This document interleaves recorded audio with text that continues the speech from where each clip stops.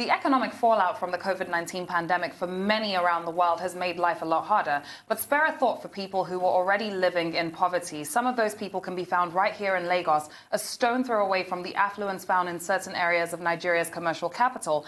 Arise correspondent Adefemi Akinsanya has travelled to Makoko, a community that's living on water, for an up-close view of life amid the pandemic. Let's take a look. The view from Lagos's third mainland bridge is a snapshot of an underworld hiding in plain sight. As early as the 19th century, fishermen rushed to live close to the Lagos Lagoon so they could take advantage of the fruitful waters. Nowadays, more than 300,000 people live on the water here. And with the fallout from the COVID-19 pandemic making life difficult for many around the world, we're here to see how life has been affected in a place where people already live well below the poverty line.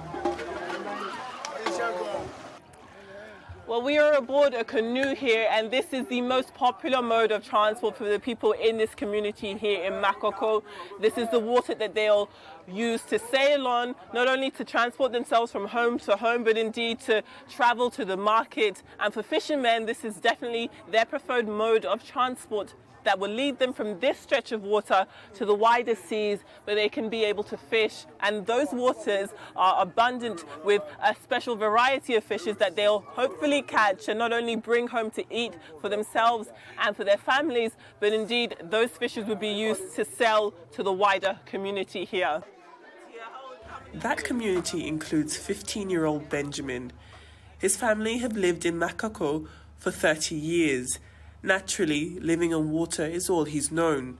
So he's a great person to show us around while telling us about himself. He's a student who enjoys education, but with schools closed due to the COVID-19 pandemic, it's another thing making life that bit harder. Everything will stop our school. No more everything is not going as the way it's supposed to go. Even our mothers are not going to market more, fathers are not fishing more. Everything that we are just hungry, nothing is going again. That anything before we eat like this is a suffering for us. Benjamin has 4 brothers and 4 sisters. Together with their parents, all 11 of them live together in their relatively small home. Inside, Benjamin shows me the space where he and his siblings sleep. It's also where he studies. Yeah, when you're at school, is there a lesson that you like the most? Nice. I liked English a lot in school. It was my favorite subject too. Do you know what you want to be when you grow up? Yes. Oh, fantastic. I think you'd make a fantastic lawyer.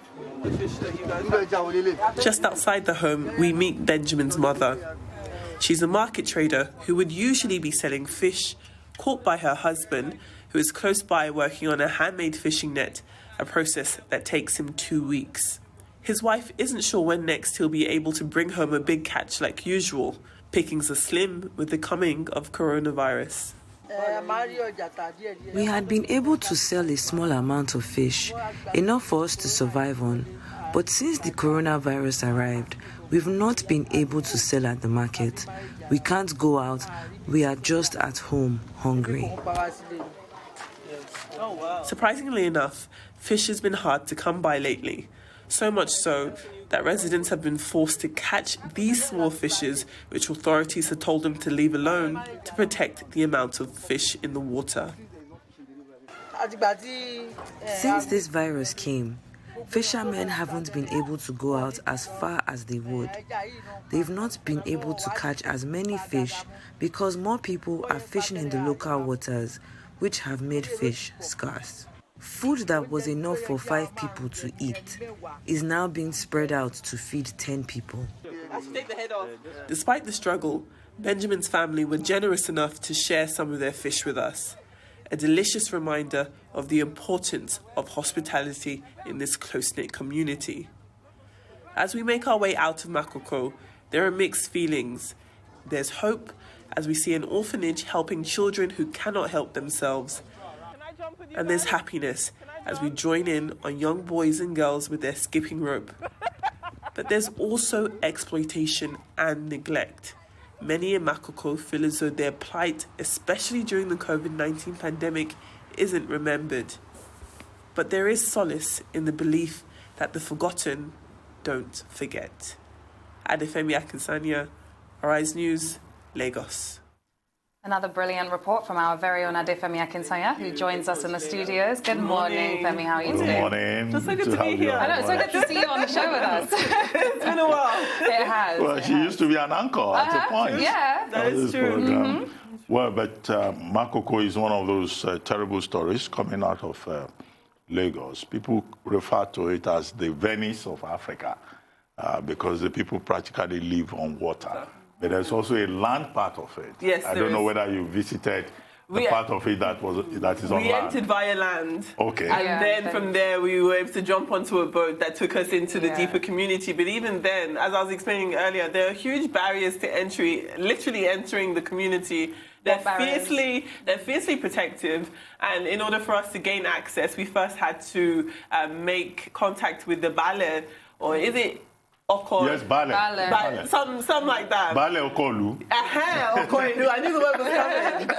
And so there, in Makoko area, there are 5 different bales. So a step below a king, kind of something like that. Yeah, still it just senior, means a but village head. Exactly. More or less, yeah. And so in order to gain access to the community, depending on the area you're in, you need to make contact with them and introduce yourself, let them know what you want to do. So that process took quite some time. I can imagine. I can imagine. You know, there are about 100 slums in Lagos alone.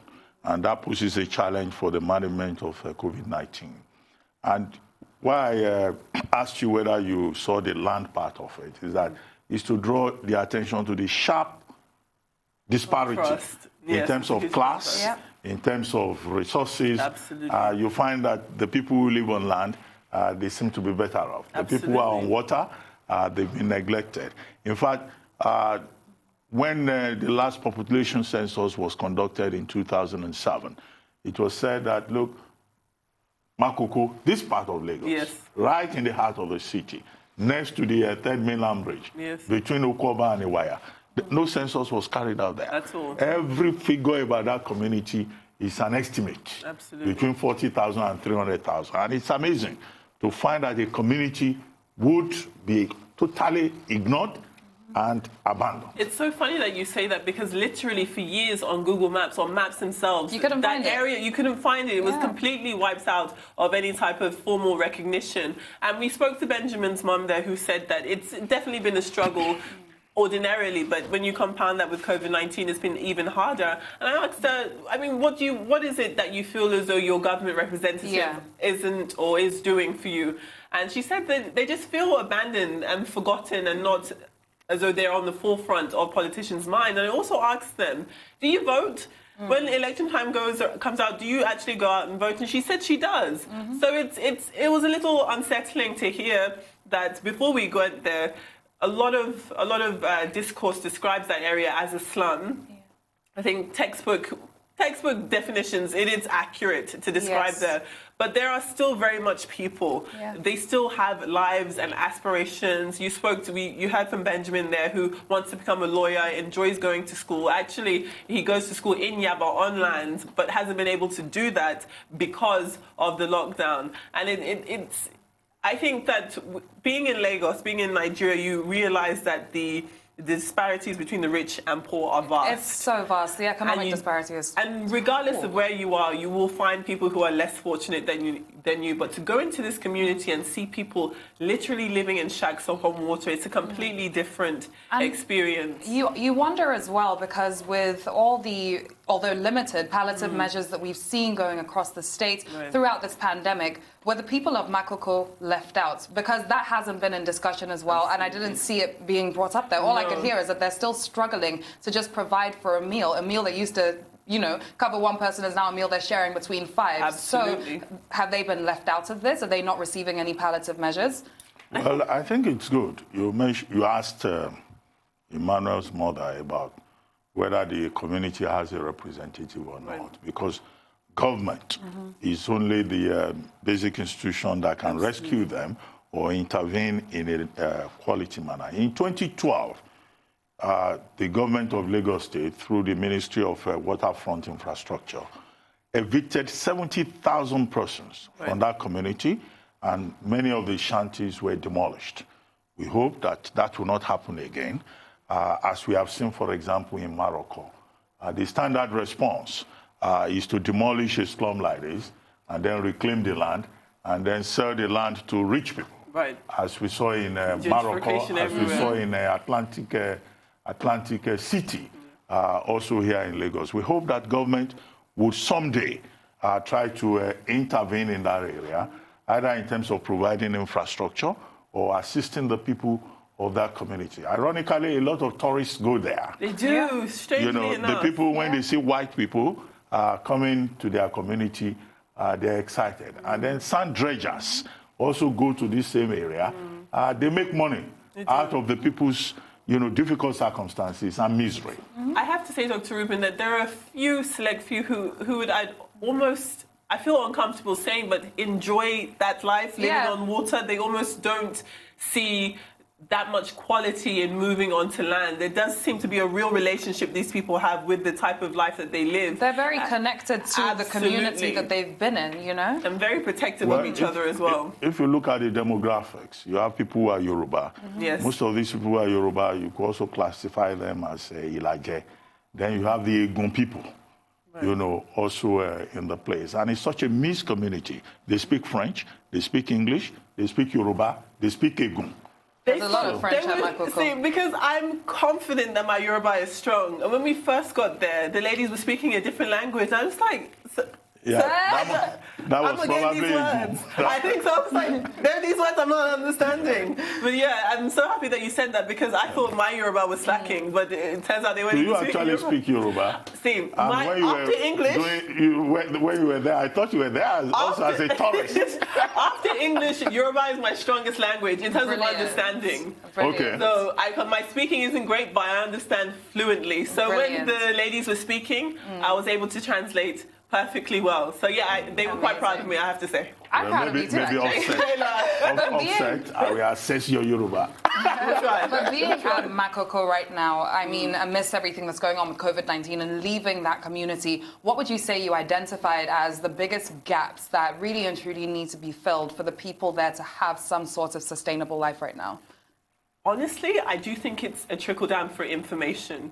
I think that upon the land, we're well aware that we're in the very middle of a pandemic. And they are aware that there's something going on outside. But in terms of the protecting of each other, that doesn't really seem to be a priority at all, especially when people live in such close proximity. Towards the end, we also walked past an orphanage, and there were at least 50 children sitting down in close proximity, none of them with face masks. So I think on the one hand, it's information, and it's definitely an exposure to a better quality of life. I think that if you don't know better, you can't aspire for better. Yeah. And for centuries, we've, not even Yoruba people, but we've always prioritized education as being a gateway to lift us out of poverty. Absolutely. And I think that many people are moving in that direction. Definitely Benjamin, as he said, wants to become a lawyer, is keen to get back to school, and his parents seem to be very supportive of that. Wow. His mother is a market trader, his father is a fisherman.